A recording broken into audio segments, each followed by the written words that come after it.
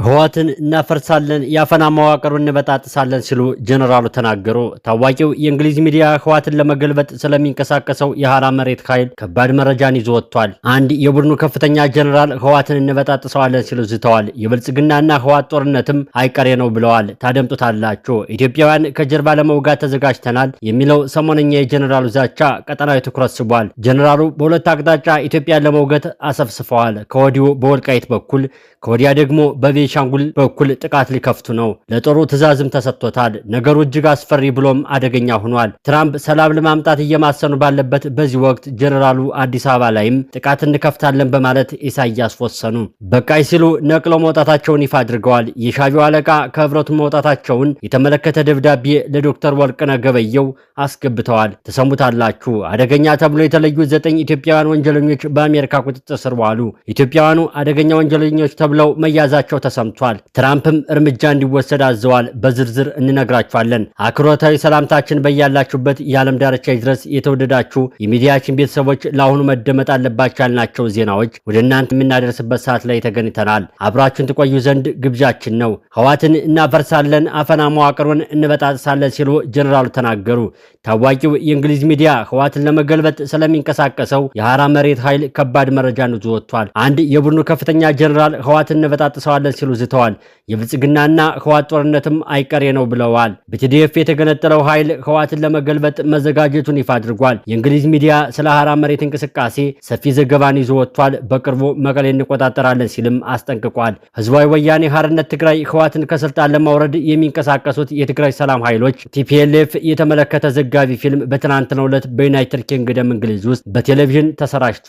ወደ ኢትዮጵያ ተጉዞ በአፋርና በትግራይ ወሰን አካባቢዎች የሚንቀሳቀሱት የትግራይ የሰላም ኃይሎች በማነጋገር በቪዲዮ የተደገፈ ዘገባ ያቀረበው ጀማል ኡስማን ታጣቂዎችን ህወሓትን ለማስወገድ በዝግጅት ላይ መሆናቸውን አመላክቷል። የትግራይ ሰላም ኃይሎች የተጨቆናችሁ ሁሉ ኑ ተቀላቀሉን በሚል በሚያቀርቡትም በዘፈን የታጀበ ጥሪ በማህበራዊ ሚዲያ አጋርተዋል። በዩናይትድ ኪንግደም የሚገኙ ኢትዮጵያና ሌሎች ትናንት ምሽት 1 ሰዓት የትግራይ የሰላም ኃይሎች እንቅስቃሴ የተመለከተ ዘጋቢ ፊልም በቻናል 4 ቴሌቪዥን ጣቢያ ተላልፏል። ከትግራይ ሰላም ኃይሎች ወይም ሐራ መሬት ታጣቂዎች አመራር አንዱ የሆኑት ሜጀር ጀነራል ዘውዱ ኪሮስ በእንግሊዝ በሚተላለፈው ቻናል 4 ሚዲያ ቻናል 4 ሚዲያ ላይ ከባድ ንግግር አድርገዋል። ጀነራሉ ህወሓት ለቀጣይ ጦርነት እየተዘጋጀ ነው ሲሉ በመክሰስ ይህንን ግን እኛ እንቀበለውም ብለዋል። በትግራይ ህዝብ በመሪዎች የተፈጠረው ክፍፍል እንዲሁም ትግራይ የጦር አውድማ ልትሆን ነው በሚል የተፈጠረውን ስጋት በተመለከተ ከጋዜጠኛ ጀማል ኦስማን ጥያቄ የቀረበላቸው ጀነራሉ ስጋቱ ትክክለኛ እንደሆነ ገልጸዋል። ካለው ተጨባጭ ሁኔታ አንጻር ጦርነቱን ማስቀረት የሚቻልበት ሁኔታ የለም ሲሉም ጦርነቱ አይቀሬ ነው ብለዋል።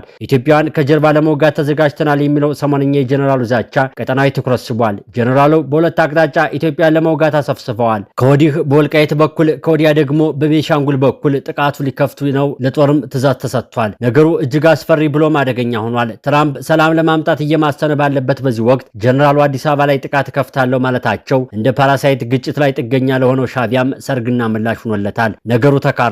የተፈራው እሳት ወደ ኢትዮጵያ ድንበር እየገሰገሰ ነው። የሱዳኑ ጦርነት ቀጠናዊ መልክ እየያዘ ነው። ከሰሞኑ በአልጀዚራ የተሰራጨው መረጃ ደግሞ የሱዳን ወላፈን ኢትዮጵያ መድረሱን ፍንጭ የሰጠው ሆኗል። በሱዳን ጦርነት ከአልቡርሃን ጦር ጎን ሆኖ እየተዋጋ የሚገኘውና ወልቃይትን ለመቆጣጠር ድንበር ላይ የሚገኘው የአልሚሳባ ኃይል ከሰሞኑ ለጦርነት እንዲዘጋጅ ልዩ ትዕዛዝ ተሰጥቶታል። ይህም ከህወሓት ብቻ ሳይሆን ከሱዳንም የተሰጠው ትዕዛዝ እንደሆነ ተነግሯል። ወዲህ ደግሞ አልቡርሃን ከወልቃይት አቅጣጫ ባለፈ በቤንሻንጉል አቅጣጫም ጥቃት ለመክፈት ዝተዋል። አልጀዚራ ከሰሞኑ ባሰራጨው ዘገባ በጀነራል ሐምዳ ዳገሎ የሚመራው የፈጥኖ ደራሽ ኃይልና ሌሎች ቅጥረኛ ተዋጊዎች የሚሰለጥኑበት ወታደራዊ ካምፕ በኢትዮጵያ ግዛት መቋቋሙን የሱዳን ባለስልጣናት እንደገለጹለት ዘግቧል። የሱዳን ባለስልጣናት ለአልጀዚራ የዜና ምንጭ እንደገለጹት ከሆነ የተባበሩት አረብ ኤሚሬቶች ኢትዮጵያ ውስጥ ተመሰረተ ለተባለው ወታደራዊ ካምፕ ሎጂስቲክ እያስገባች ነው። የፈጥኖ ደራሽ ዋነኛ አጋር የተባበሩት አረብ ኤሚሬትስ ለቅጥረኛ ተዋጊዎቿ ማሰልጠኛ በኢትዮጵያ መስርተዋለች ለተባለው ወታደራዊ ካምፕ የጦር መሪዎችን ማጓጓዝ እንደጀመረች ተገልጿል። የጦር መሳሪያ አቅርቦቱ በቤንሻንጉል ጉሙዝ ክልል ዋና ከተማ አሶሳ አልፎ በሱዳን አዋሳኝ ወደሚገኘው ወታደራዊ ካምፕ እየተጓጓዘ ጠቁሟል። የሱዳን ፈጥኖ ደራሽ ኃይል እና ቅጥረኛ ኃይሎች ይሰለጥኑበታል የተባለው ወታደራዊ ካምፕ 10,000 ተዋጊዎችን የመያዝ አቅም አለው ተብሏል። ወታደራዊ ካምፑ የደቡብ ሱዳን፣ ኮሎምቢያና የላቲን አሜሪካ ሀገራት ቅጥረኛ ተዋጊዎች እንደሚሰለጥኑበት ዘገባው አመላክቷል። የጀነራል አልቡን መንግስት ለህወሓት ኃይሎች ከለላ ሰጥቶ እንዲሰለጥኑና እንዲደራጁ ማድረጉ ይታወቃል። ወልቃይት ጫፍ የሰፈረው የህወሓት አርሚ 70 በጀነራል አልቡርሃን ጦር ድጋፍ ከጊዜ ወደ ጊዜ ራሱን እያደራጀ መሆኑን የሚያመላክቱ መረጃዎች በተጨባጭ ወጥተዋል። ኢሳያስ ወሰኑ በቃይ ሲሉ ነቅለው መውጣታቸውን ይፋ አድርገዋል። የሻቢያው አለቃ ከብረቱ መውጣታቸውን የተመለከተ ደብዳቤ ለዶክተር ወርቅነህ ገበየሁ አስገብተዋል። የኤርትራ ማስታወቂያ ሚኒስቴር ዛሬ ባወጣው መግለጫ ኤርትራ ከድርጅቱ ለመውጣት መወሰኗን ለኢጋድ ዋና ጸሐፊ በይፋ ማሳወቋን ገልጸዋል። ኤርትራን ከኢጋድ አባልነት የመውጣት ውሳኔን በተመለከተም ከድርጅቱ በኩል እስካሁን የተባለ ነገር የለም። ኤርትራ ከአባልነት ለመውጣት የወሰነችው ኢጋድ የተጣለበትን ህጋዊ ኃላፊነት አልተወጣም በማለት መሆኑን በመግለጫው ላይ የተጠቀሰ ሲሆን በተጨማሪም ለአባላቱ ምንም ተጨባጭ ስትራቴጂክ ጥቅም ያልሰጠ ድርጅት ነው በማለት ተችተዋለች። ኢጋድ ቀጠናው መረጋጋት ላይ ድጋፍ ማድረግ ያልቻለ ድርጅት ነው በማለት የወቀሰችው ኤርትራ በዚህ የተነሳ ራሷን ከአባልነት ለማስወጣት መወሰኗን አስታውቃለች። የምስራቅ አፍሪካ የልማት በየነ መንግስታት ድርጅት ኢጋድ የተመሰረተው በ1980ዎቹ አጋማሽ ላይ በአካባቢው አጋጥሞ ስለነበረው የአንበጣ ወረርሽኝና ድርቅ መፍትሄ ለመስጠት በሚል በተባበሩት መንግስታት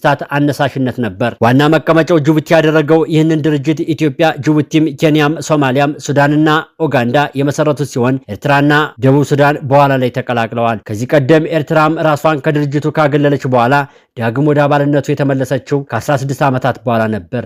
የኤርትራ መንግስት የዛሬ ውሳኔ ተከትሎ የድርጅቱ አባላት ተመልሶ 7 ሆነዋል። የኤርትራ መንግስት ከአባልነቱ መውጣቱን ባሳወቀበት መግለጫው ላይ ኢጋድ በአውሮፓውያኑ 1993 መልሶ ሲዋቀር ኤርትራ ወሳኝ ሚና መጫወቷን አስታውሷል። ከዚያም በኋላ ከሌሎች አባል ሀገራት ጋር በመተባበር ለለውጡና ለውጤታማነቱ መስራቱን ያስታወሰው መግለጫው ይህም ለቀጠናው ሰላምና መረጋጋትን ዋና አንቀሳቃሽ ሆኖ እንዲያገለግል በማድረግ ለክልላዊ ኢኮኖሚያዊ ዕድገት መሰረት ጥሏል ብለዋል። የኤርትራ መንግስት በድርጅቱ ላይ የተሰማውን ቅሬታ ሲገልጽ እንዳለመታደር ሆኖ ከጊዜ በኋላና በተለይም ከአውሮፓውያኑ 2005 ጀምሮ ኢጋድ የቀጠናው ህዝቦችን ምኞት ማሳካት ብቻ ሳይሆን በአባል ሀገራት ላይ በተለይም ኤርትራን ለመቃወም መሳሪያ በመሆን ጎጂ ሚና ተጫውቷል ብሏል። ኤርትራን ከኢትዮጵያ ጋር ደም አፋሳሽ ጦርነት ካደረገች በኋላ በሶማሊያ ውስጥ የሚንቀሳቀሱ ቡድኖችን በህገወጥ መንገድ ታስታጥቃለች በሚል ክስ ማዕቀብ በተጣለበት ጊዜም ኢጋድን ስትወቅስ ነበር። እነዚህ ያልተገባ ድርጊቶች ኤርትራ እንደ አውሮፓውያን አቆጣጠር በሚያዝያ 2007 አባልነቷ እንድታቋርጥ ምክንያት መሆኑን በመግለጫው ላይ ጠቅሷል። ለዓመታት ያህል ከኢትዮጵያ ጋርም የቆየችበትን ፍጥጫ ጠቅላይ ሚኒስትር አብይ አህመድ በኢትዮጵያ ወደ ስልጣን መምጣታቸውን ተከትሎ ወደ ኢጋድ ተመልሳ የነበረ ሲሆን ተጥሎባት የነበረ ማዕቀብ ተነስቶላት ነበር። ኤርትራ እንደ አውሮፓውያን አቆጣጠር በሰኔ 2023 ወደ ኢጋድ አባልነቷ ዳግም መመለሷን ያስታወሰው መግለጫው ድርጅቱ ኤርትራ ታድሶ እንዲያደርግ ያቀረበችውን ጥሪ ተቀብሎ ያለፉትን ተግባራት እንደሚያስተካክል ተስፋ አድርጋ እንደነበርም ጠቅሷል። በሚያሳዝን ሁኔታ ኢጋድ ህጋዊ ግዴታዎችን እየተወ የራሱን አስፈላጊነትና ህጋዊ ግዴታዎችን ዝቅ እያደረገ ነው ብላለች።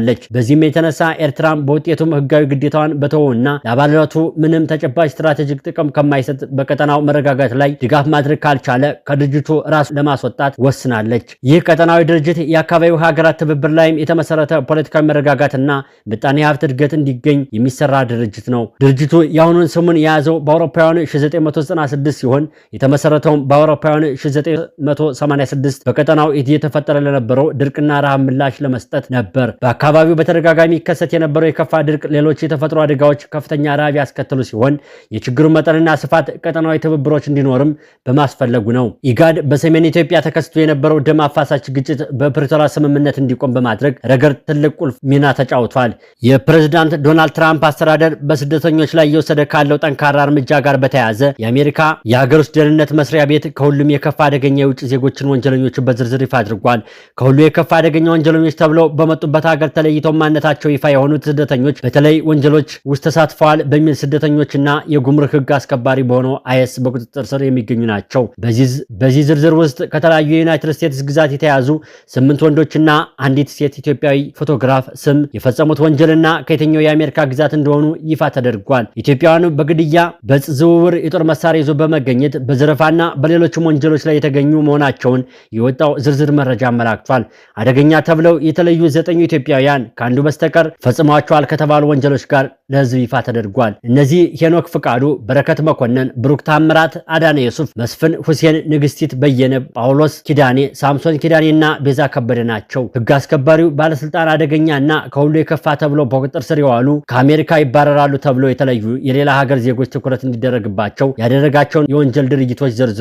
ከተጠቀሱት መካከል የቤት ውስጥ ጥቃት፣ በተደጋጋሚ ጠጥቶ ማሽከርከር፣ ዘረፋ፣ ልጆችን ማገድ፣ የሽብር ማስፈራሪያ፣ ለጦር መሳሪያ ጥቃት መፈጸም፣ የተሰረቁ ንብረቶችን መቀበል፣ የፍርድ ቤት ትዕዛዝን አለማክበር፣ ህገወጥ የገንዘብ ዝውውር ይገኙባቸዋል። የሀገር ውስጥ ደህንነት መስሪያ ቤቱ የተለያዩ ወንጀሎች ፈጽመው እጅግ የከፋ አደገኛ ስደተኞች በማለት በምንለው ለዓለም ከሚገኘው ሀገራት የመጡ ግለሰቦች በቁጥጥር ስር መዋላቸውን ያወጣው ዝርዝር መረጃም ያመለክታል። የመስሪያ ቤቱ ኃላፊ ክርስቲኖ አሁን ይፋ የተደረገው ዝርዝር በሀገሮች ውስጥ በሚገኙ ከባድ ወንጀል መዝገብ ያላቸው የውጭ ዜጎች ኢላማ በማድረግ የሚካሄድ ዘመቻ ለማጠናከር ማሳያ ነው ብለዋል። ከሁለቱ ሳምንታት በፊት አንድ አፍጋኒስታዊ ስደተኛ ዋሽንግተን ውስጥ በሁለት የአሜሪካ ብሔራዊ ዘብ አባላት ላይ በፈጸመው አደገኛ ጥቃት አንዷን ሲገድል ሌላኛዋን ደግሞ ክፉኛ ካቆሰለ በኋላ የትራምፕ አስተዳደር ከህገወጥ ስደተኞች ባሻገር ህጋዊዎቹን የሚመለከት እርምጃ እየወሰደ ነው።